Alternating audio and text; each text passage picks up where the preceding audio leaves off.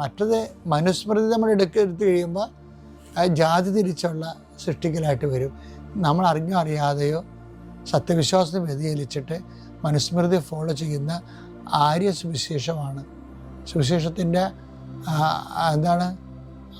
അപമാനവീകരിച്ചിട്ടുള്ള ഒരു പതിപ്പാണ് അറിയാതെ നമ്മൾ ഫോളോ ചെയ്തുകൊണ്ടിരുന്നത്.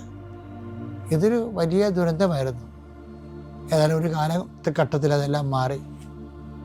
ഇന്നും അതിൻ്റെ ആന്തരിക മനോഭാവങ്ങൾ നിലനിൽക്കുന്നുണ്ട്. നമുക്കൊരിക്കലും പറയാൻ പറ്റില്ല, ഇല്ലെന്നൊന്നും പറയാനൊരു കാര്യമില്ല. അതുകൊണ്ട് അത് ഇന്ന് നിലനിൽക്കുന്നുണ്ട്.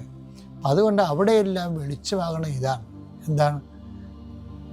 എല്ലാ മനുഷ്യർക്കും വേണ്ടിയുള്ള സന്തോഷത്തിൻ്റെ സദ്വാർത്ത. അതാണ് ക്രിസ്തു. ആ സദ്വാർത്തയുടെ സന്തോഷം എല്ലാവർക്കും ലഭിക്കട്ടെ എന്ന് ആശംസിക്കുന്നു. എല്ലാവർക്കും ഹാപ്പി ക്രിസ്മസ്.